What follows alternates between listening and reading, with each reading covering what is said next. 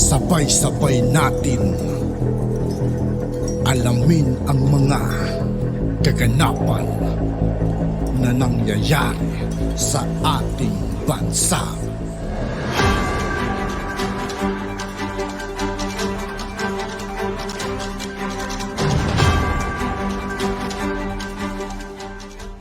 Yo, what's up mga kaibigan? This is I2K po again. Ngayon nandito ulit tayo sa channel ni Kabayan News PH. Dito ulit tayo magbibigay ng komento at reaksyon.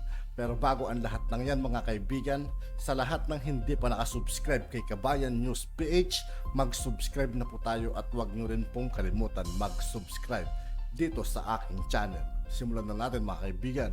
Let's go!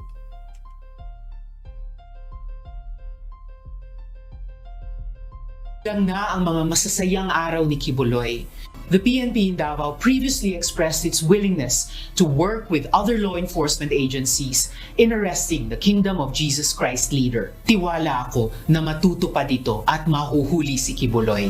Mga kabayan, tila nagbubunyi ngayon ang kampo ng Senado sa pangungunan Senadora Risa Hontiveros matapos ilabas ang warrant of arrest sa PNP Davao at anytime ay pwede nang hulihin si Pastor Apollo Kibuloy. Sabi ni Hontiveros, bilang na ang araw ni Kibuloy dahil simula kahapon ay epektibo na ang warrant of arrest na inilabas ng korte. Sabi pa ni Hontiveros, huwag ka nang mag-inarte Kibuloy, sa halip ay sumuko na lamang para harapin ang napakaraming kaso na ibinibintang sa kanya. Pinapanawagan ko din kay Kibuloy na huwag nang mag-inarte. Ang dami na niyang ginawa upang takbuhan ang kanyang obligasyon sa batas. He should just cooperate and properly answer the accusations hurled against him. Kung walang kasalanan, hindi kailangan magtago. Samantala, walang piyensa na nakalaan para sa pansamantalang paglaya ni Kibuloy kung sakali na mahuli at makulong siya dahil sa isang kasong human trafficking na kinakaharap niya ayon sa Department of Justice. Ito ang isa sa mga dahilan ng DOJ kung bakit imposibleng sumuko si Kibuloy dahil siguradong makukulong siya ng habang buhay. Itong sa Pasig City, June, ay wala itong piyansa dahil ang kaso nga ay human trafficking. So antabayan na natin na nakapagtanong din tayo kanina sa Department of Justice kung ano ba ang update na dito sa kaso ngayon dyan sa Pasig, which is non-bailable. Ayon pa sa DOJ, wala pa silang update hinggil sa kaso ngayon na nakabinbin dyan sa Pasig City. Ano ang masasabi mo dito, kabayan? Sama-sama natin panuorin ang detalye ng balitang yan at pakicomment nyo po ang inyong mga reaksyon at sariling opinyon. Pero bago yan, muli po ako nag-iimbita sa mga hindi pa po nakasubscribe sa ating channel na Kabayan News PH, pakipindot po ang subscribe button at pakiclick na rin ang notification bell para lagi kayong updated sa mga bagong upload natin na legit at napapanahong balita. Maraming pong salamat. Bilang na ang mga masasayang araw ni Kibuloy. So yan nga June ang naging reaksyon ni Senator Risa Hontiveros matapos maglabas ng warrant of arrest ang Davao City Regional Trial Court Branch 12 laban kay Apollo Kibuloy. Kasama ni Kibuloy sa ipinaaresto ng korte ang 5 pa nitong associate na sina Jacqueline Roy, Crescente Canada, Pauline Canada, Ingrid Canada at Sylvia Simanes. Kaugnay ito sa kasong sexual abuse of minor na isinampa sa mga akusado. Ayon pa sa senador, halos lahat ng institusyon ng bansa ay gumagalaw upang mapanagot ang religious leader, kaya naman paniwala nito na mahuhuli ng mga otoridad si Kibuloy. The PNP in Davao previously expressed its willingness to work with other law enforcement agencies in arresting the Kingdom of Jesus Christ leader. Tiwala ako na matutupad ito at mahuhuli si Kibuloy. Dagdag pa ni Hontiveros, oras na maaresto si Kibuloy ay inaasahan na haharap ito sa pagdinig ng komite sa Senado na kanyang pinangungunahan sa mga kaugnay sa mga aligasyon ng pang-aabuso o human rights violations laban sa religious leader. Pinapanawagan ko din kay Kibuloy na huwag nang mag-inarte. Ang dami na niyang ginawa upang takbuhan ang kanyang obligasyon sa batas. He should just cooperate and properly answer the accusations hurled against him. Kung walang kasalanan, hindi kailangan magtago. Nagpasalamat din ang mambabatas sa mga biktima umano ni Kibuloy na matapang na lumalaban para sa hinihingi nilang hustisya. Batay sa arrest warrant na inilabas ni Judge Dante Baguio, nakakita ang hukuman ng sapat na basihan para ipapaaresto si Kibuloy at 5 iba pa. Nitong Lunes, April 1, June inilabas ang arrest warrant, pero noon pang March 14 unang ipinag-utos ng hukuman na ipaaresto si Kibuloy at ang mga kasamahan nito. Subalit naghain ang kampo ni Kibuloy ng motion na ipagpaliban muna ang pagpapatupad ng arrest warrant dahil naghain sila ng motion for reconsideration sa Department of Justice to DOJ kaugnay sa kaso ni Kibuloy at ng 5 pa na sexual abuse of minor. Bilang na ang mga masasayang araw ni Kibuloy, halos lahat na ng mga institusyon sa Pilipinas ay gumagalaw upang mapanagot siya. The PNP in Davao previously expressed its willingness to work with other law enforcement agencies in arresting the Kingdom of Jesus Christ leader. Tiwala ako na matutupad ito at mahuhuli si Kibuloy. Once he is arrested, the Senate Committee on Women, Children, Family Relations, and Gender Equality will expect his appearance in our next hearing. Pinapanawagan ko din kay Kibuloy na huwag nang mag-inarte. Ang dami na niyang ginawa upang takbuhan ang kanyang obligasyon sa batas. He should just cooperate and properly answer the accusations hurled against him. Kung walang kasalanan, hindi kailangan magtago. Muling higit na pasasalamat sa mga biktima ni Kibuloy na buong tapang na lumalaban. Papasaan pa at ang katarungan ay makakamit din. Bukod dyan, John, 2 kaso ito itong laban ngayon kay Kibuloy. Bukod dyan sa Davao, meron pang isang kaso dito sa Metro Manila, partikular sa Pasig City. Yun naman ay human trafficking. Ang complainant nito, John, ay isang tao lang, isang babae lang. So ang nangyari kasi nito, parang unang ni-recruit itong babae dito sa Metro Manila. So ang naging kaso nga ay human trafficking. Nung dinala na siya ng Davao City, nagkaroon ng pang-aabuso.